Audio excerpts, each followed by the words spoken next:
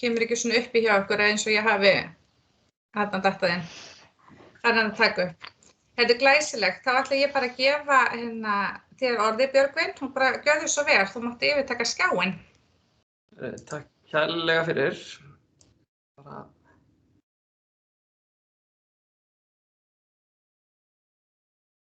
henda þessu upp og bara geggjað að vera með ykkur hérna í dag. Mér langar svolítið að tala nýsköpun í stjórnun, en í rauninni ætla ég að vera að tala hvernig Ríkiskaup ætlar að smíða geimskip og geimflaug. Og bara svona til þess að kannski hefja þá vegferð, þá þetta nýja geimflaugin okkar hjá Ríkiskaupum og þetta í rauninni nýja skipuritið, nýja sýnin og nýja stefnan í einni mynd. Og ég ætla svo sem ekkert að leyfa ykkur að sjá allt og mikið af henni núna, heldur ætla ég aðeins að byrja að tala sem sagt okkar geimferð, okkar ferðalag að þessari nýju sýn okkar.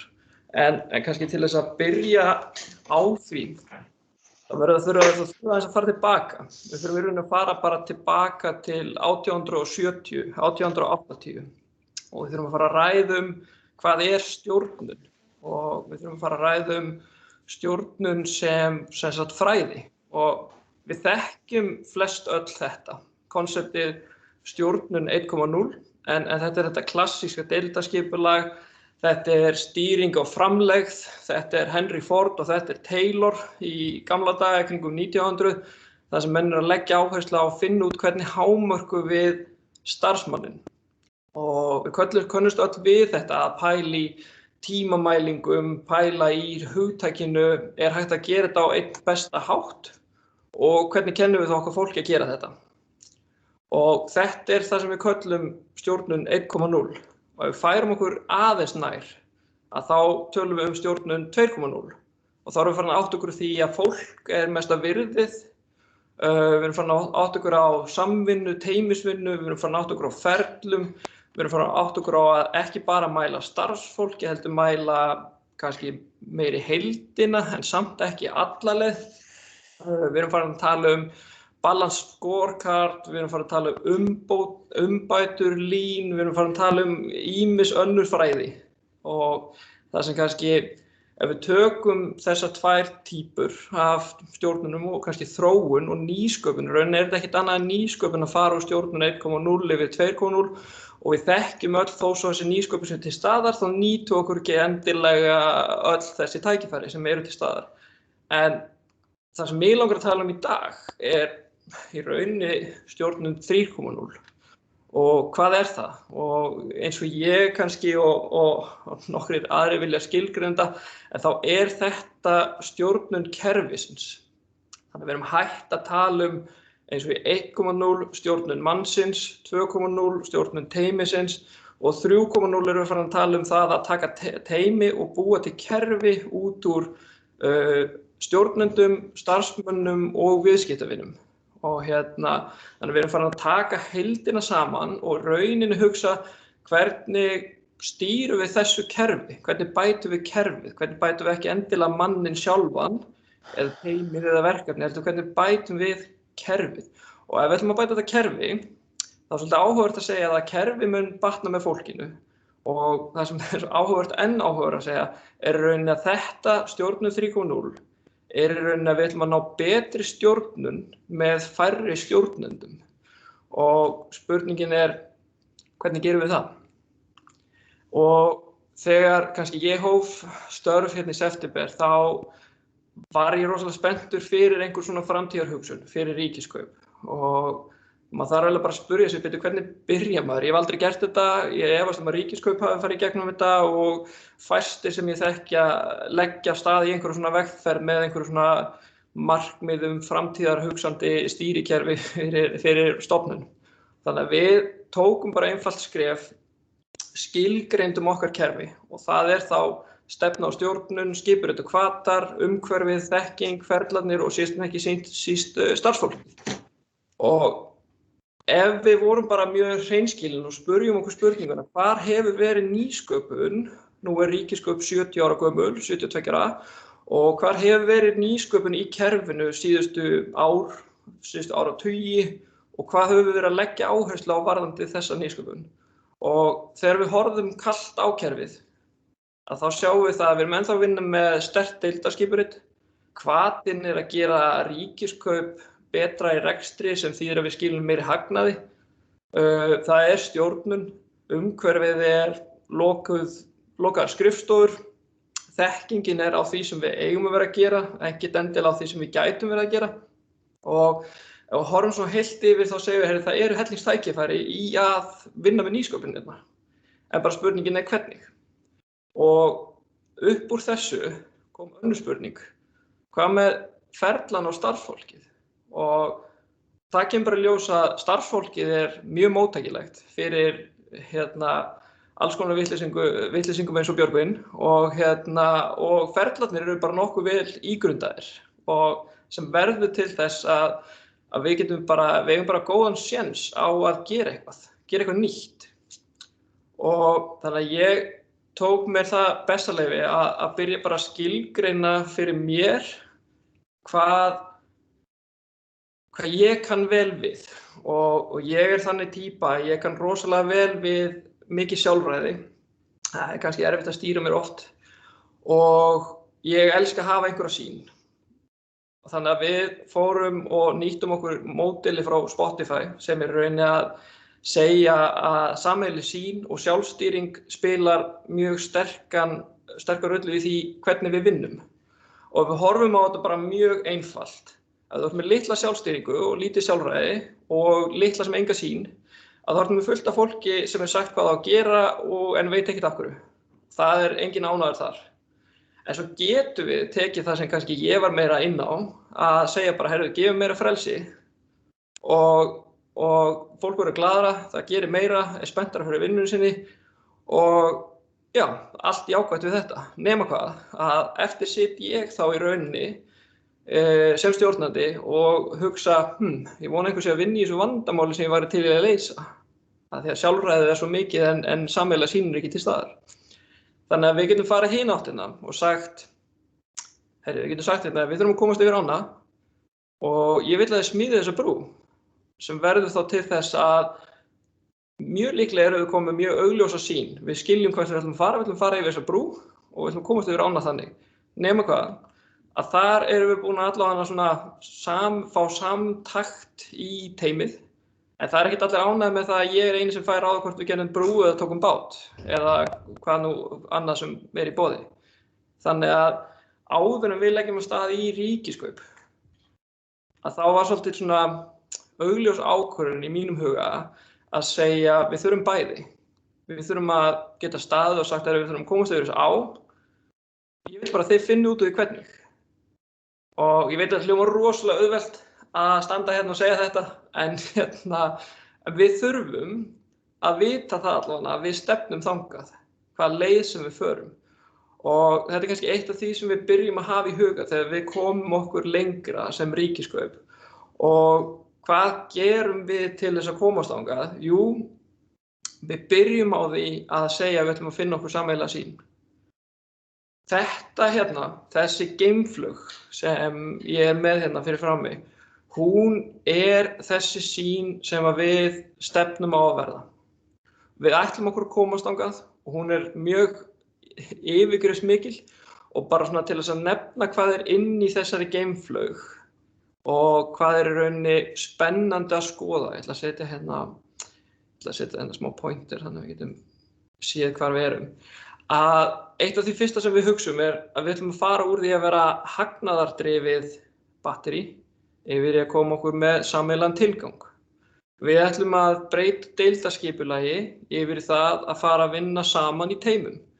Og ef þið hugsið bara það ekkert mál að segja vinnum saman í teymum, en til þess að gera það, þá þarf þetta raunin að breyta öllu skipulaginu, þú þarf að breyta öllum strúktúr, þú þarf að byrja að afþjálfa það sem við höfum lært í 70 ár, ríkiskaup hefur verið til í 72 ár, sem þýðir það hefur tekið okkur þann tíma að læra þetta, nákvæmlega það að vinna ekkert endilega saman í teymum, heldur sjálfstæð vinnubrögð innan mjög afskorðans ramma.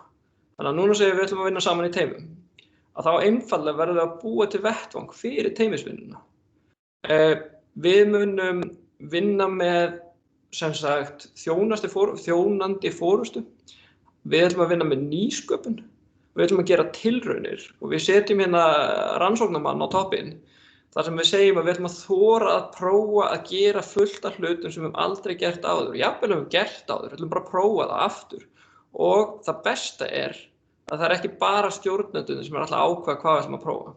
Heldur það starfsfólkið sem vinnur þarna daginn inn og daginn út sem veit nákvæmlega hvað í gangi, að það gerir tilraunirnar og svo bara kemur í ljós hvað klikkar eða hvað virkar.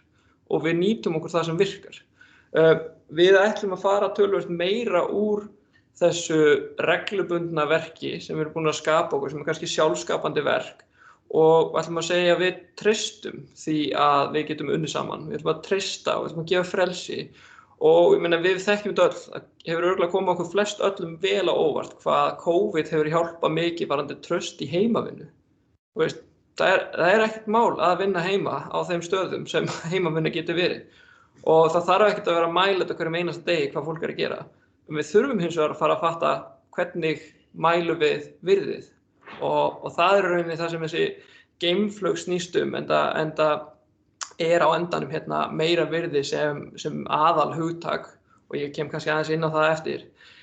Við í þessu skipuriti og í þessari teikningu hérna þá ætlum við að leggja alveg gríðarlega mikla áherslu enda þetta í miðjunni á það að þjálfa okkur og við ætlum að þjálfa okkur og við ætlum að þjálfa aðra og það þýðir ekki það að þjálfa þýðir ekki bara að fara á námskeið, það þýðir að gera tilraunir, prófa hluti, lesa okkur til, eiga tíma til að lesa okkur til og hvað haldið þið? Ríkiskaup í dag ekkert sett upp fyrir það að hafa tíma til að lesa. Hvatinn ríkiskaup skilað að hagnaði og ef við ætlum að fara út fyrir þann þægindaramma þá verðum við að finna út hvernig búum við til þetta svigrúm, hvernig gefum við hann tíma tilbaka þannig að fólk hafi tíma til að þjálfa sig. Og það ekkert sjálfgefið heldur. Aftur þá höfum við tekið 70 ár í að gera það ekki. Þannig að það tekur okkur örugglega einhvern smá tíma að komast tilbaka. Við erum að segja að við ætlum að reyna að koma upp eins miklu gagnsæi og hægt í okkar teymum. Þannig að við ætlum bara að deila upplýsingum, stöðu, verkefnastöðu, við ætlum að vera í þessu saman, við ætlum að finna út úr hvernig og ég ætlum bara til þess að taka allan af þeim, við erum ekki búin að finna út úr nánast neina af þessu og þetta ekkert nema tóm loforð en við erum þó allan að koma að það að við skiljum hvert við ætlum að fara sem stofnun og af hverju ætlum við að gera þetta allt saman? Að það í rauninni endurinn af þessari geimflaug sem segir til það. Við ætlum hreinlega að skapa meira virði og við ætlum ekki bara að skapa meira virði fyrir viðskiptavinin, heldur við ætlum líka að skapa meira virði fyrir okkar starfsfólk og okkur. Við ætlum að það verður meira gaman í vinnunni, við verðum meira metin, okkur mun líða eins og við séum að gera rétta hluti og við skiljum hvað við erum að vinna í. Og það skemmir ekki fyrir að við séum að teikna okkur hérna í ríkiskaupum sem einhvern mann með peningapoka og viðskiptavinin okkar sem viðskiptavinin sem bíða með sparibaukin sinn og ætla að fá pening hjá okkur. En við segjum samt algjörlega í nýju myndum okkar að við ætlum að geta skila 10 sinnum virði til okkar viðskiptavina. Sem þýðir einfaldlega það að ef þið komið 1 milljón til okkar þá ætlum við að fá 10 tilbaka. Hvernig sem við finnum út úr því, það kemur í ljós. En við ætlum að skapa þetta virði. Það munum við bara líka gera með því að byggja upp ákveðna þekkingu í mælikvörðum og við ætlum að geta verið ákveðið benchmark og ég veit nú ekki hvað sem við getum gert en við ætlum að finna út úr hvernig þessi vegferð fer. Eina sem við þurfum að gera í rauninni bara að fara að byrja að tala við okkar viðskiptavini og spurja hvað skiptir því máli? Og það gríðarlega áhugavert að sjá að strax nú þegar, við erum ekki búið að vera lengi í gangi en við erum strax farin að sjá meiri áhuga hjá öðrum stofnunum að spurja, getum við gert svona? Og svarið eflaust já. Við getum allavega gert tilraunina og við getum allavega að fara að breyta þeim vinnuháttum sem við teljum að séu ekki góðir þó svo að þeir hafa verið gerðir í 20 ár. En mig langar kannski bara að ljúka þessari pælingu varðandi nýsköpun í stjórnun á því að segja Við hjá Ríkiskaupum erum í raun að setja töluvert mikla pressu og við ætlum að skora töluvert hátt á okkur sjálf að verða betri, skila meira árangri, skapa meira virði og vera ánægðari í starfinu. Mig langar í rauninni bara að ljúka þessu öllu saman með því að segja Ríkiskaup skorar líka á ykkur að skoða einhver nýsköpun, eru þið að vinna með einhver kerfi sem eru 100 ára gömul, 50 ára gömul, 20 ára gömul sem ekkert hefur verið gert við og það má vera á öllum stöðum. Hvað getið þið gert líka? Þannig að ég ætla að ljúka þessu bara með því. Takk kærlega fyrir mig. Takk kærlega fyrir Björgvin, bara virkilega gaman að heyra hvað þið eru að gera, margt nýtt og skemmtilegt þannig hjá Ríkiskaupum. Næst ætla ég að bjóða velkomna hana Guðrúnu Ingvarsdóttur með sitt erindi. Gjörðu svo vel.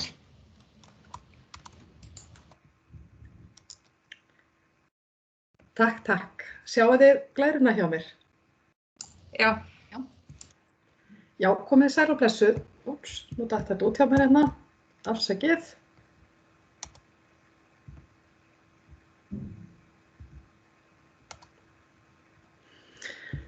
Komið sæl og blessuð og virkilega gaman að vera með ykkur hérna í dag. Nýsköpunardeginum sem náttúrulega alveg frábært framtak og hérna til eftirbreytni og strax verið að skila alveg helling. Og ég ætla að fara í gegnum nokkra nýsköpunarmóla. Ég ætla að tala verkefni með vinnuumhverfi og fjarvinnu. Aðeins fyrst bara hvað verkefni með vinnuumhverfi hvernig tengist það fjarvinnu og síðan segja ykkur svolítið frá reynslu okkar hjá framkvæmdasýslunni af því að innleiða bæði verkefni með vinnuumhverfi og fjarvinnu á síðustu misserum. Og fyrst bara þegar við tölum vinnuumhverfi, við hvað á ég þegar ég að tala það? Jú, það eiginlega 3 meginvíddir. Það aðstæðan sem við notum, það að segja húsnæðið og búnaður sem starfsfólk í skipulagsheild eða stofnun notar við úrlausn verkefna. Það tæknin, það að segja stafrænir innviðar og ferlar sem styðja við miðlun þekkingar og úrlausn verkefna og svo í þriðja lagi það fólkið, það að segja félagslega vinnuumhverfið sem birtist þá í þeim stjórnun og starfsháttum og menningu sem í gildi. Og við hjá FSR erum svo heppin að vera ein af þeim stofnunum sem hefur það hlutverk að aðstoða ríkisaðila við að efla hluta af þessu mengi. Við vinnum af því alla daga að hjálpa ríkisstofnunum og ráðunautum og öðrum aðilum við að byggja upp og breyta og bæta þeirra aðstöðu. Það gerum við í samstarfi með til dæmis ríkiseignum sem að fara síðan með rekstur og viðhald stórs hluta fasteignanna sem að ríkið hefur yfir að búa og starfsaðstöðu.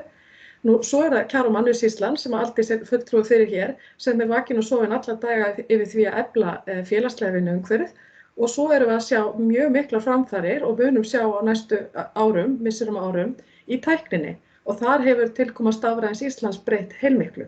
Og þetta mengi svolítið það sem að þarf að ganga upp ef við ætlum að ná góðri niðurstöðu og skapa góðan ávinning fyrir samfélagið okkar, fyrir almenning sem við erum að vinna fyrir alla daga. Þannig að þetta mikils að vinna og það rosalega margt að breytast í stjórnsýslunni, alveg eins og í atvinnulífinu bara almennt. Og það má kannski segja að stóru fréttirnar sem við finnum á eigin skinni alla daga að þekkingarstarfsemi að leysa af hólmi sífelluverkefni. Og hvað eru sífelluverkefni? Jú, þetta eru verkefni sem eru endurtekin og fyrirsjáanleg og þar sjálfvirkni og gerðugreind að koma inn og taka við úrlausn hlut og þjónustu. Og þetta sjáum við mjög vel bara við það nú það að panta tíma hjá lækni eða eitthvað slíkt í samanburði við það sem var fyrir örfáum árum. Fyrir vikið þá eru verkefnin sem við starfsfólkið innan stjórnsýslunnar og víða í atvinnulífinu erum að vinna að, þau eru í vaxandi mæli breytileg og oftar tímabundin og ófyrirsjáanleg. Og þetta gerir það verkum að til þess að leysa verkefnin þá þurfum við að byggja á aukinni þekkingarmiðlun og samvinnu því það grundvöllurinn til þess að við náum úrlausn á einstökum og breytilegum verkefnum og það má segja að þarna liggur í leiðinni lykillinn að nýsköpun innan stjórnsýslunnar. Og í grunninn þekkingarstarfsemi það oft talað að hún einkennist á 4 meginvitum. Fyrsta lagi einbeitingarvinna, þar sem ég að einbeita mér að tilteknu málefni, ég að lesa, ég að skrifa og svo framvegis. Í öðru lagi samvinna, þar sem ég vinn með öðrum, teiminu mínu, samstarfsfólki að úrlausn tiltekinna mála og við leggjum öll okkar á borðið. Í þriðja lagi þekkingarmiðlun, þar sem ég annaðhvort að meðtaka þekkingu sem einhver annar miðla til mín eða ég að miðla eins og ég að gera núna til ykkar. Og svo í fjórða lagi félagsleg samskipti. Og félagsleg samskipti á vinnustað skipta gríðarlegu máli þarna, mikil óformleg þekking sem fer þar á milli og ég held að sé óhætt að segja að það sé nú kannski sá þáttur sem að við höfum mörg hver saknað ansi mikið núna á þessu skrýtna COVID-ári sem hefur verið að líða.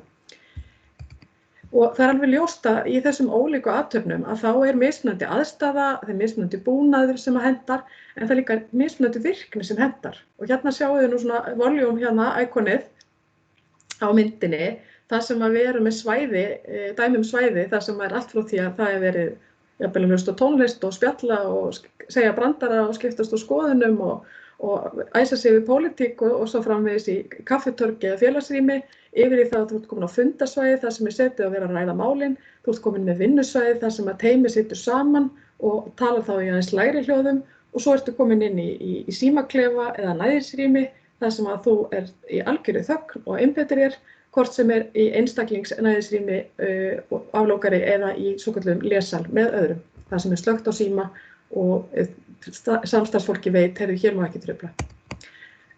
Og í hugmyndafræði verkefni við vinnuumhverfis, sem oft skammstafað VFMVAF, gengur þá annars vegar út á það að skapa þessa verkefni við aðstöðu og innviði sem þarf, þannig að það sé til staðar fjölbreytt vinnuaðstaða sem hönnuð til þess að styðja við vinnslu ólíkra verkefna sem unnið að hverju sinni.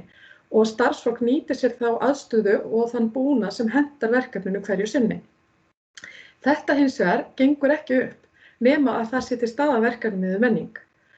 Og til þess að ná árangri í þekkingarstarfsemi að þá mjög mikilvægt að afurðin og árangurinn sé mælikvarðinn frekar heldur en endilega viðvera starfsmanns innan skilgreindra veggja á einhverjum tilteknum tíma. Við vitum það öll að við getum verið mætt í vinnuna án þess að vera í rauninni mætt í vinnuna og samanskapi getum að svo verið staddur upp á fjalli eða upp í bústað og allt í einu kviknar á vinnuheilanum og það kemur einhver frábær hugmynd.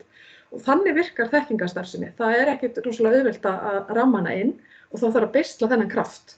Og þetta gerist ekki með skýrum viðmiðum og heimildum og gagnkvæmu trausti stjórnenda og starfsfólks.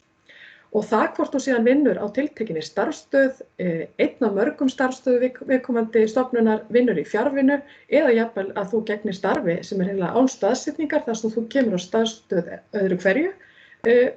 Þetta allt hluti af hlaðborðinu og svo má segja. Og þá ætla ég aðeins að segja ykkur frá reynslu okkar hjá framkvæmdasýslunni af því að innleiða verkefni með vinnuumhverfi og fjarvinnu. Við erum til húsa í Borgartúni 7 í góðu sambýli með meðal annars Björgvini og hans fólki hjá Ríkiskaupum og þarna erum við upp á 3. hæð þarna hægra megin í hægri álmunni næst Advanja og þar hefur framkvæmdasýslan verið frá því bara snemma á 10. áratugnum. Þessi grunnmynd sem þið sjáu hérna sýnir innra skipulagið eins og það var lagt inn til byggingafulltrúa 2003 og það var að mestu óbreytt alveg fram til 2019. Og þið sjáu hérna grábrúnu rýmin, þetta eru einkaskrifstofur og þær voru þarna af nokkrum stærðum. Það voru 3 tegundir í hierarkínu, það var venjuleg vinnustöð fyrir sérfræðing, síðan voru þá deildar og sviðsstjórar sem höfðu þá fundaborð inni hjá sér og svo hérna lengst til hægri sjáu þið skrifstofu forstjóra og aðstoðarforstjóra sem voru mjög rungaðar og stórar, ekki bara það. Þær voru með parkett á gólfinu, ólíkt öllum hinu rýminu sem voru með gólfdúk og þetta mér sagt að hafi staðið í staðli þessa mundir. Þannig að táknin voru víða og mikið hierarkí í því hvernig rýmin voru skipulögð. Þarna var 1 fundaherbyggi og þið sjáu sem gula rýmið, það var eina teymisrýmið svo má segja, það voru 2 móttökuritarar sem sátu þarna í andirinu og svo sjáu þið ljósgráðaflikan, þetta pínulítil kaffistofa og þarna voru 20 vinnustöðar. Og við færum okkur svo fram til ársins 2019 að þá hafði starfsmönnum fjölgað og við vorum orðin 29 og það var orðið mjög aukin þörf fyrir funda og hópvinnuaðstöðu. Þannig að það var gripið á það bráðabirgðaráð að fjarlægja 4 veggi. Þið sjá hérna rauðu línurnar sem sýna það. Þið sjá að forstjóra og aðstoðarforstjóra skrifstofurnar voru þarna orðnar að teymisrýmum og við vorum búin að fjölga bláu rýmunum sem eru fundarými og svo sjáum við grænu rýmin að þetta eru svokölluð næðisrými þar sem hægt var þá að fara af og loka sig af í algjöru næði. Eftir sem áður vorum við með pínulitla kaffistofu og mjög stóra og dimma ganga sem nýttust lítt og loftun ekki góð og svo framvegis. Og þarna vorum við stödd í ársbyrjun 2020 fyrir akkúrat ári. Þarna vorum við orðin 33 og húsnæði aftur farið að þrengjað. Það var komið þarna þannig að ég í rauninni var ætlaði að vera bara sleppa því að vera með borð vegna þess að það var ekki nógu vinnuborðum, enda alltaf á fundum og ferð á flugi. Það sem að bagalegast hins vegar var að það var ekki hægt að funda með öllum starfsmönnum í einu. Og þetta var alveg mjög vandræðalegt þegar við vorum með starfsmanna fræðslufundi, fengum utanaðkomandi fyrirlesara sem þurfti eiginlega að sitja í fanginu á þeim sem sátu fremst. Plúsin hins vegar og það sem við höfðum með okkur var að starfsemin í eðli sínum verkefnamiðuð og verkefnastjórarnir okkar vanir að vera á ferðinni ef svo má segja, allir með VPN-tengingu, fartölva hafði lengi verið aðalbúnaður og síðan í janúari fyrir ári síðan að þá höfðum við akkurat innleitt Workplace og byrjaði að gera pröfu með að taka verkefnatöflunar sem við höfum verið með upp á vegg, svona framvindutöflur verkefna og mælingatöflur og færa þær yfir á Planner appið í Teams. Og svo kom COVID og það byrjaði bara með stæl hjá okkur, það kom upp smitt og það fóru allir í fjarvinnu. Þannig að við í kjölfarið bara settum við undir okkur hausinn og færðum verkefnatöflunar í Planner. Þið sjáu hérna neðri myndina til hægri, þannig að sjáu þið dæmi verkefnatöflu innan sviðs, þar sem að sést hvað verkefni statt í framvindu í ferlinu og hverjir að vinna því og hver staðan, það á áætlun eða þarf aðstoð og svo framvegis. Og vikulegu töflufundirnir sem við höldum, þeir eru þar með rafrænir. Á töflufundinum farið við verkefnaframvindu, mat starfsmannsins á hvernig verkefnasvigrúm hrós, umbætur og fleira. Og þessu héldum við gangandi með því að gera þetta svona með rafrænum hætti, gegnum netið og félagslegi þátturinn að það Workplace skipti bara sköpum þar, auk þess sem að við vorum með heilmikið rafrænum starfsmannaviðburðum. Og hvernig gekk? Jú, það bættist ofan á þessum tíma þarna í vor að það kemur eitt stykki fjárfestingaátak, þannig að verkefnaálagið sem var nú sögulegt fyrir það eiginlega stigmagnaðist enn frekar, en það gekk samt allt upp. Og þegar við vorum komin aftur í hús þarna mánaðamót maí-júní að þá ákváðum við að leggjast yfir þetta og sögðum bara, heyrðu, við getum tekið fullt af lærdóm út úr þessu og við getum nýtt lausnirnar áfram. Þannig að það fari í könnun meðal starfsmanna og rýnt af okkur stjórnendum og teimum og niðurstaða var að fjarfundir eru komnir til að vera í daglegum störfum að hluta til. Fjarvinna raunhæfur og ákjásanlegur hluti af menginu og mun bara vera til þess að auka sveigjanleika og gera störfin eftirsóknarverðari. Þannig að síðastlið sumar með góðri aðstoð frá ríkiseignum að þá slóðum við 2 flugur í einu höggi. Við tókum niður veggi í kringum litlu kaffistofun okkar þarna, felldum niður eitt teymisrými og fengum þetta fína kaffifélagshjarta okkar og opnuðum upp í enn stærri teymisrými hér í endanum þar sem við náum birtu og góðu lofti gegnum húsið. Þannig að þetta gaf okkur meira andrými og meiri sveigjanleika en byggir meðal annars á því að fagsviðin að þar eru verkefnastjórar með heimild ef þeir svo kjósa til að vinna í fjarvinnu 1 til 1,5 dag í viku. Og þetta eitthvað sem við erum að prófa okkur áfram með og munum síðan taka mælingar reglulega.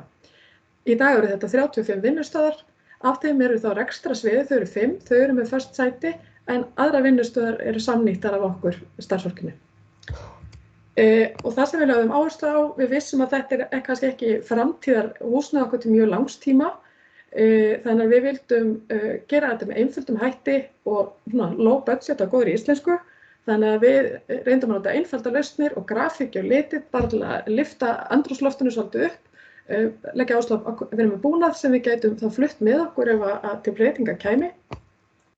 Og hérna upp í hægra horni sjáum við grunnmynd af húsnæðinu okkar og þið sjáum rauða punktin. Ég ætla aðeins að fara með ykkur í gegnum svona dæmi rými. Þarna erum við stödd í móttökunni og þegar það sem býður því þegar þú kemur ýmist til vinnu eða sem viðskiptavinur. Þarna til dæmis fórum við það að setja upp skjá. 90%, 95% af okkar gestum að koma á fundi og vita hvernig þeir eru að fara að hitta. Þannig að þá skráir þið þarna og starfsmaðurinn það SMS í síman hjá sér í stað þess að það þurfa að trufla starfsmann á rekstrarsviði. Að sama skapi var sett upp kaffivél og vatnsvél þannig að fólk geti afgreitt því sjálft í stað fyrir að starfsmaður koma að segja og bjóða þér kaffi með og býður og við þetta bara tvennt spöruðust ófá sporin. Nú síðan sjáum við þarna munaskápa starfsmanna sem eru hugsuð fyrir þá lyklaborð og mús og búnað sem þú vilt læsa af. Hérna sjáum við dæmi fundaherbergin okkar. Þarna vinstra megin það sem var áður stærsta samkomuaðstaðan okkar, þetta rými, og við reyndum að nota eins og við gátum allan þann búnað og húsgögn sem við áttum fyrir. Þetta til dæmis hvíta borð, þarna vinstra megin var áður skrifborð forstjórans. og þið sjáum þarna merkingarnar, það eru merkingar á öllum rýmum sem sýna hljóðstig sem leyfilegt þar, hvort það má vera með kveikt á síma og hve margir rúmast þar inni. Hérna sjáum við upp í hægra horninu þá grunnmyndina og sjáum við næðisrýmin sem eru nokkur. Það eru þessi grænu rými sem eru ýmist eins og þetta vinstra megin sem er einstaklingsvinnustöð. Inn í þessari þarna reynda líka sæti fyrir 2 að setjast og spjalla í rólegheitum, eða til að sem er bók við lestur eða yfirferð gagna. Og síðan eru þá stærri rými, ýmist 4 eða 6 í næðisrýmið sem er eins og lesanur. Síðan eru það þá teymisrýmið, þar sem eru opnari og þar eru þá fleiri sem setja saman. Þarna hægt að setja og yfir verkefni. Það talað, maður ekki með háreisti þarna inn en það óhætt að tala saman. Og náttúrulega það sem að skipta einna mestu máli fyrir okkar vinnustað, að það félagsrýmið sem við köllum Port 7. Og þarna náttúrulega allt í einu gefst okkur tækifæri núna til að halda starfsmannafundi, nota bene eftir COVID, þar sem allir geta komið saman og jafnvel að við okkur gefst tækifæri að halda jólahlaðborð okkar annars staðar en að fram á gangi, því þannig var það orðið. Það sem við höfum líka verið að skoða hvernig getum við gert, margt smátt gerir eitt stórt. Og við héldum nýsköpunarmót framkvæmdasýslunnar í fyrsta skipti fyrir rúm ári. Og eina tillögunum sem að fékk viðurkenningu þar var núvitund í hádeginu og við vorum búin að innleiða það, hún Olga Guðrún starfsmaður hjá okkur hafði innleitt hádegisnúvitund einu sinni í viku fyrir COVID og núna hefur þetta færst yfir í rafrænt form meðan þetta ástandi er. En samhliða þessu þá var fjárfest í jógadínum og við erum núna að panta rimla sem hægt að teygja og svo kom jólasveinninn korter í jól með þennan forláta þetta nuttsætið úr Erberg. Þar sem hægt að tylla sér og við fengum nú starfsmann í síðustu viku frá fjármálaráðuneytinu á fund og hann byrjaði nuddstálnum og ég bara ekkert frá því að hann hafi verið, mun bara glaðari og kátari á fundinum heldur en ella, smá tips. Þannig að það þarf oft ekki mikið og þarna sjáum við workplace-grúppun okkar Söltuslögg þar sem að samstarfsfólkið deilir hugmyndum og efni hreyfingu, andlega vellíðan og svo framvegis. Og síðan við erum náttúrulega komin þarna í mjög mikla nýtingu á húsnæðinu okkar. Ég var að taka það saman daginn og mér reiknast til að við séum líklega að verða Íslandsmeistarar meðal ríkisaðila þegar kemur að nýtingu fermetra og erum komin langt niður fyrir það sem er almennt viðmið. Og þetta, við getum ekki þjappað endalaust, en það ótrúlegt hvað þetta hefur þó gengið. Enn sem komið við erum komin í 9,99 fermetra á mann á meðan almenna viðmiðið sem við erum að vinna eftir eitthvað verkunum 18-20 fermetrar og þegar við erum farin að samnýta aðstöðu þá er rosalega mikilvægt að það séu skýr viðmið og skýr skilaboð og það á þá til dæmis við umgengnisreglur eins og hljóðstig og fleira en líka bara hvernig við hjálpumst á vinnustaðnum að ganga vel og fleira eins og með skýrum skilaboðum þarna í eldhúsinu hægra megin hvar búnaður geymdur. Líka mikilvægt að skilaboðin í kringum að segja jákvæð eins og þarna takk fyrir við vaskinn í staðinn fyrir þreytta meðan mamma þín vinnur ekki hérna. Og svo erum við rosalega stolt af low-tech lausnin okkar, hótel miðan á hurðina. Í stað þess að því við erum náttúrulega ekki með flottan tæknibúnað til að sýna hvort það rými sé upptekið, en þá er þetta lausnin sem við notum til þess að sýna að þarna er einhver inn að vinna og ekki trufla. Þannig að ef ykkur langar að vita meira VFMVAF, þá vill svo heppilega til að við vorum að gefa út ný viðmið vinnuumhverfi. Þetta fræðsluhefti sem við höfum unnið að, meðal annars í samstarfi með Kjara- og mannauðssýslu og Stafrænu Íslandi. Það eru 3 meginkaflar. Fyrsti hlutin þar að vera að fjalla þessa samhæfingu milli aðstöðu, tækni og fólks. Í öðrum hlutanum sérstöku umfjöllun verkefni eða vinnuumhverfi, hvað felst í því og hvaða ávinning er hægt að ná fram með því. Og í þriðja hlutunum eru nánari viðmið og leiðbeiningar og stærðaviðmið mismunandi tegundir rýma, búnað og svo framvegis. Og hún Rán Flygering, hún myndskreytti þetta efni fyrir okkur á alkunnri snilld og þetta aðgengilegt á vefnum okkar og einnig á glærunni. Og svo munum við að sjálfsögðu taka fagnandi á móti áhugasömum gestum leið og COVID og víðir leyfa. Og þá ætla ég að láta þessu lokið. Takk. Takk hella fyrir Guðrún. Ég held að ég fyrir að koma í heimsókn og prófa þennan nuddstól sem gaf svona góða raun fyrst ég nú í fjármála- og efnahagsráðuneytinu, það hlýtur eiga við. Ég myndi vilja leggja til að Ríkiskaup færu í útboð og rammasamninga nuddsæti. Ég viss að það væri gott að hafa eitt svona í hverju ríkisstofnun á lágmarki. Björgvin, þú tekur þetta áfram, er það ekki? Heyrðu, takk fyrir þetta. Þá tek ég við núna og verð með smá erindum betri vinnutíma og svo höfum við vonandi svolítið tíma í lokin fyrir umræður og spurningar. En geymum þær þangað til. Ég ætla að deila með einhverjum glærum.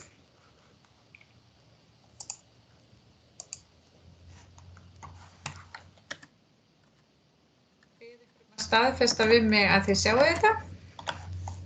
Flott, glæsilegt.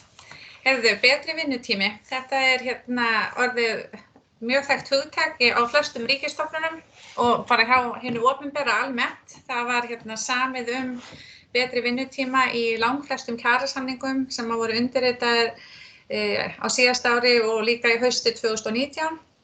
Það eru alls ekki allir samt en langflestir. Þetta nær til 80% ríkisstarfsmanna að minnsta kosti. Ég veit ekki alveg hvernig prósentin er þvert á opinbera geirann. En, nei, nú datt þetta út af ekki. Já.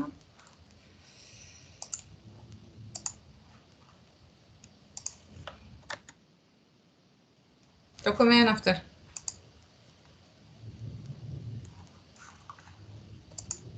Svona. Í fylgiskjali 1, þar er samkomulag útfærslu vinnutíma dagvinnufólks og þetta er svolítið ólíkt eftir því hvort er að ræða dagvinnufólk eða vaktavinnufólk. En hjá dagvinnufólki þá var verið að horfa til þess að vinnuvikan sem var áður þekkt sem 40 stunda vinnuvika gæti orðið allt að 36 stunda vinnuvika. Ef að horft væri einnig til, ef að vera horft til bæði virks vinnutíma og matur- og kaffitíma sem áður voru. En aðalmáli var kannski að horfa á þennan virka vinnutíma og mér svo áhugavert það sem var komið inn á áðan, hvað telst til virks vinnutíma og erum við mætt í vinnuna þegar við erum mætt í vinnuna, það er svo ótrúlega mörgu að huga. Varðandi útfærsluna á betri vinnutíma vaktavinnufólks þá var það einsleitara þvert á opinbera launagreiðendur og líka svolítið svona kerfismiðara, þetta er í svolítið svona on-off takki á meðan að dagvinnan er svolítið svona þróunarverkefni. En þar er horft til þess að 40 stunda vinnuvika vaktavinnufólks fari í 36 tíma og mögulega niður í alltaf 32 tíma eftir fjölda stunda sem unnar eru utan dagvinnumarka. Þetta voru vissulega og eru tímamótasamningar. Vinnutíminn hafði ekki breyst í 50 ár og en margt sem hefur vissulega breyst bæði í starfsháttum og starfsumhverfi á þeim tíma. Og bara komin tími til þess að tala þetta í rauninni allt í einu og sama samhenginu. Það er vissulega hafa sumir vinnustaðir einmitt þróast áfram og tekið upp sína venjur, en svona heildstætt bæði í lögum og kjarasamningum þá var síðasta breyting þarna fyrir 50 árum. Það sem var ótrúlega gott við þetta verkefni er að það var mjög skýrt sameiginlegt markmið og það skiptir ótrúlega miklu máli að vera með þessi sameiginlegu sýn og sameiginlega markmið og það náði alveg þvert á opinbera launagreiðendur og líka á bandalög og stéttarfélög sem voru að semja þetta. Og megin markmiðið verandi það að stuðla að umbótum í starfsemi ríkisstofnana, bæta vinnustaðamenningu og nýtingu á vinnutíma án þess þó að draga úr skilvirkni og gæðum þjónustu. Það var vilji til þess að tryggja betur gagnkvæman sveigjanleika og stuðla þannig að bættum lífskjörum og samræmingu vinnu og einkalífs. Þetta er svona þessi háleitu sameiginlegu markmið og þetta er ætlað að vera öllum til góða, sem sagt starfsfólki, stjórnendum og almenningi. Það sem að skipti kannski hvað mestu máli í þessu líka og það kannski á meira við vaktavinnuna að það var gríðarleg samþætting í mótunin á fylgiskjalinu. Það lögðust allir á eitt. Í vaktavinnunni var það þannig að við sátum saman í fundarými, við höfum ekki verið hátt í 20 manns, fyrir utan þá sem komu reglulega í heimsókn eða voru okkar liðsauki eða bakland og sátum dag og nótt í 2-3 mánuði og vorum að búa til þessa kerfisbreytingu sem núna er að taka gildi 1. maí. Og það var svo ótrúlegt í mótuninni hvað það var fljótt að myndast þessi teymisandi og þetta mikla traust sem að þarf til þess að komast bara að einhverju niðurstöðu og komast áfram í verkefni. Þannig að það var mikill samhugur og það skipti alveg gríðarlegu máli. Og það var alveg iðulega þannig að ég meina, ég til dæmis sjálf í samninganefnd ríkisins og ég gat nú oft sett mig í sæti þess sem að semur fyrir hönd stéttarfélaga og bandalega og omvendt líka og maður var bara að velta fyrir sér hvernig þetta kæmi við út frá ólíkum sjónarmiðum, bara til þess að tryggja það að við værum með þessa 360 gráðu sýn á verkefnið og værum ekki að gleyma neinu. Svo það við innleiðingu, þá hefur skipt gríðarlega miklu máli núna svo samvinna og það þétta tengslanett sem hefur myndast í kringum verkefnið. Það í tengslum við dagvinnuna. Þar eru innleiðingarhópar per opinber launagreiðanda og þessir innleiðingarhópar, til dæmis eins og hjá ríkinu, hafa verið með sitt tengslanett tengilega ráðuneyta sem síðan hafa verið í samskiptum við forstöðumenn stofnana og svo hafa forstöðumenn stofnana borið ábyrgð á innleiðingunni innan stofnunar og oft fengið nokkra lykilaðila innan sinna stofnunar til þess að vera sá sem í því hlutverki að vera verkefnastýra verkefninu. Í vaktavinnunni þetta svolítið formlegra, þar ákveðin stýrihópur sem fer með verkefni og verkefnastjórn sem framkvæmir í rauninni verkefnið og sér dagsdagleg störf. Það líka innleiðingarhópur per launagreiðanda og þessi lykiltengiliðir. Og þetta hefur bara skipt sköpum að við séum í rauninni búin að móta þessa breiðfylkingu í verkefninu til þess að tryggja það að þetta sé ekki bara einhver einn aðili top-down að innleiða eitthvað sem síðan fær ekki flug, heldur sé þetta þessi samábyrgð og samhugur og mikla og þétta net. Það að ótrúlega mörg að huga og þó svo maður sé frjór að láta sér detta ýmislegt í hug sem getur komið upp, þá alveg magna hvað maður getur engan veginn hugsað allt sem kemur á daginn þegar maður reynir að koma svo koppinn. En það þarf vissulega að huga að mörgu þegar kemur að vinnutímanum. Það vinnustaðamenningin eitthvað sem svona kannski óáþreifanlegast og maður getur lítið haft áhrif á annað heldur en að tala inn í hana inn á stofnanda. Það náttúrulega vinnustaðamenning hverrar stofnunar. Lykilmælikvarðar og kerfismál, þetta alveg gríðarlega stór þáttur í því að þetta takist vel til. Fræðslumálin hafa skipt sköpum og allt upplýsingaflæði og svo bara líka þetta að við séum með samræmda túlkun og við séum að gangi í takt. Þannig að það í mörg horn að líta og hefur gengið, vil ég meina, bara nokkuð vel. Öflug upplýsingamiðlun gegnir lykilhlutverki og í rauninni vil ég meina að við höfum í rauninni verið pínu lánsöm að hafa verið svona fleygt inn í framtíðina vegna COVID og bara fjarfundir þegar þykja bara eðlilegir. Ég veit ekki alveg hvernig við hefðum annars ætlað okkur að ferðast landið til þess að kynna þetta á þessum stutta tíma sem við höfðum, en það ótrúlega magnað hvað þetta hefur gengið vel. Og ég vil líka meina að við höfum náð að verða sérfræðingar í fjarfundum og kunnum vel að meta, það heyrist ekki í þér og sjáðu þig glærurnar mínar og allt þetta sem allir segja okkur einasta fundi líka við. Betrivinnutími.is, það var farið í að skella upp vef, þannig að við erum líka að huga að upplýsingaflæði í mörgu formi og það skiptir líka máli. Það misjafnt hvernig fólk nær sér í efni og við höfum lagt mikið upp á því að gera allt efni aðgengilegt. Þar að finna allt dagvinnu, vaktavinnu, fréttir, spurt og svarað, eyðublöðin sem þarf að nota, öll þessi verkfæri. Það mjög virk fréttaveita þarna, hægt að vera í áskrift af fréttunum og þetta verkefni fær bara það flug sem það þarf. Síðan hefur verið gríðarlega mikil fræðsla fyrir starfsfólk og stjórnendur og það var allt sett í vefnámi. Og viljum við færa starfsmenn alveg einstaklega þakkir fyrir þá samvinnu sem þau hafa komið með okkur í hvað það varðar. Ég veit ekki hvað búið að halda marga fyrirlestra ýmsu mál tengt betri vinnutíma, en það orðið ansi margt og ég viss að við hefðum aldrei náð til þess að fjölda ef við hefðum einmitt ekki haft fjarfundabúnaðinn og svona góða umgjörð. Síðan það upplýsingafundirnir og þeir hafa bæði verið í dagvinnu og vaktavinnu og þar eru fundir með launagreiðendum, launafólki, stjórnendum, starfsfólki, vaktasmiðum, launafulltrúum, tæknihópum og fræðsluaðilum og þessi tala þarna 347, þetta þykir bara ótrúlega eðlilegi fundir og fundarstærð en það magnað hvað fólk samt þakklátt fyrir vettvanginn og þetta vel sótt. Svo það ef ég fer aðeins í detail í forsendu breytingana, það sem sammerkt með dagvinnunni og vaktavinnunni að það var krafa umbótasamtal, að það færi fram umbótasamtal áður en til styttingar kæmi í dagvinnunni og umbótasamtal í vaktavinnunni til þess að tryggja sömu þjónustu því að þar myndast svokallað mönnunargat. Jafnframt mikið talað forgangsröðun hagsmuna og það mjög mikilvægt að geta fengið þetta tækifæri til þess að tala inn í það að starfsemin ávallt útgangspunktur nummer 1 og svo það starfsmannahópurinn og virkni hans og síðan óskir einstaklinga.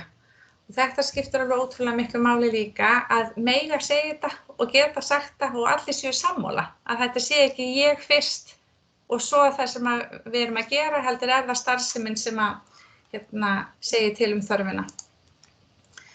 Ferli við innleiðingu var gert bara mjög skýrt og sett upp á eins sjónrænan hægt og hægt það náttúrulega ekki hægt að fara í detail í öll þessi skref en það sem sammerkt með dagvinnu og vaktavinnu skref 2 og 3 upplýsingu og öflun og greiningu og svo umbótasamtal.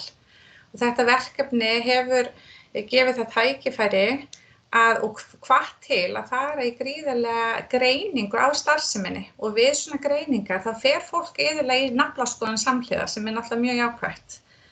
Og síðan þegar það búið að greina gögnin og draga það fram þá verður allt miklu sýnilegra og þá fyrst hægt að fara í umbótasamtalið og velta við umhverfum hvað getum við gert betur og hvernig getum við staðið öðruvísi á hlutunum og hvernig getum við unnið betur saman og svona.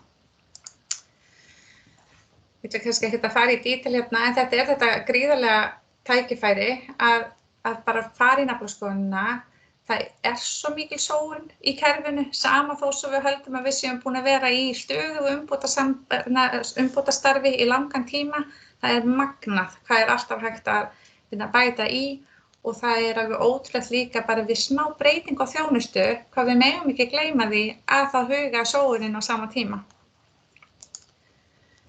Svo það umbótasamtalið og ég ætlaði í rauninni að leyfa ykkur bara að hlusta á þetta myndband í tengslum við það. Og ég nokkuð viss að ég þurfi mögulega að hætta að deila og byrja að deila aftur. Svo þetta virkir nú hjá mér. Ég gleymi nefnilega, ég veit ekki hvort þið lendið í því, ég gleymi stundum að velja þetta include computer sound þegar ég að deila.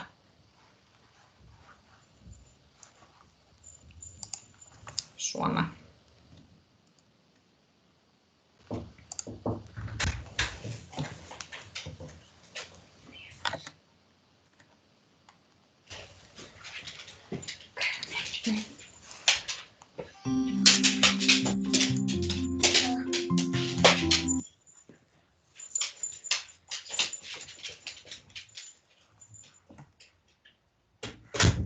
Heyrið þið þetta?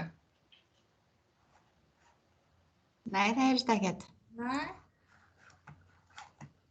Prófum aftur.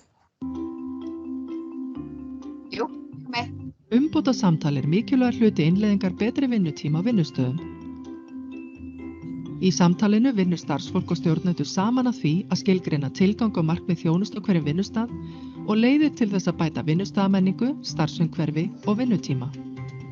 Aðkoma starfsfólks nauðsynleg því það þekkir störfin best, veit hvað má gera öðruvísi, hverju þarf helst að breyta og hverju má hætta. Í aðdraganda umbótasamtala starfsemi og þjónustuþörf greind, þörf fyrir fjölda starfsfólks á ákveðnu tímu metin og farið yfir hvernig vinnutími skipulagður. Jafnframt æskilegt að skilgreina ávinning starfsfólks og vinnustað á breyttum vinnutíma og sóknarfæri verklagi, samvinnu og tímastjórnun. Í umbótasamtölum farið yfir niðurstöður greininga og starfsfólk tekur þátt í umræðum tækifæri og nýjar leiðir til betri vinnutíma. Farið í hópavinnu þar sem starfsfólk getur komið skoðunum sínum á framfæri til að mynda skipulag á verkferla, tækninýjungar og stafrænar lausnir og vinnustaðmenningu. Það eina sem starfsfólk þarf að koma með í samtali opinn hugur og lausnamiðuð nálgun. Munið að allar spurningar og öll svör eru mikilvæg og hver og einasta á rétt á sér. Eftir samtalið er farið við niðurstöður og hugmyndir sem fram komu, málum forgangsraðað og komið í farveg. Jafnframt eru upplýsingar nýttar til frekari ákvarðanatöku, þannig að markmið með betri vinnutíma verði náð. Það eru sameiginlegir hagsmunir okkar allra að bæta vinnustaðamenningu og skilvirkni í störfum og starfsemi. Stuðlum saman að því að búa okkur starfsumhverfi þar sem stöðugar umbætur eru eðlilegur hluti af daglegum störfum. Við erum í þessu saman og þess vegna er aðkoma allra nauðsynleg. Nánari upplýsingar má sjá á betrivinnutími.is.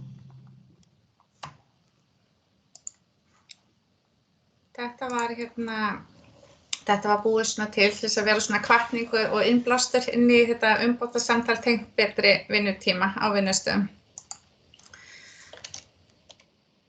Svona að lokum þá viljum við meina að betri vinnutími sé stórkostlegt tækifæri til þessa samtals og til þess að tala inn í vinnustaðamenninguna á hverjum vinnustað fyrir sig því að samtalið er lykillinn að farsælli vegferð og hér til hliðar á hægri hönd það eru svona einkunnarorð kannski þessa verkefnis og og ég held að við megum læra margt af því því að þetta þurfti að hríslast í allar áttir og allt netið þurfti í rauninni að þjappa saman til þess að þetta gengi upp og vonandi er þetta komið til að vera en það er okkar ábyrgð að svo sé því eins og staðan núna er þetta í fylgiskjali sem þýðir það að þetta er ákveðið tilraunaverkefni og það er ekki fyrir að árið 2023 sem við tökum upp samninga á ný að við munum ákveða hvert framhaldið verður. En bara takk fyrir mig. Gott að vera líka í hlutverki kynnis, þá get ég bara þakka sjálfur mér fyrir þessa kynningu. Kæra þakkir allir, þetta var flott. Ég ætla að það er bara opið í rauninni fyrir umræðu og spurningar, en ég hafði hugsað mér að hætta að taka upp núna.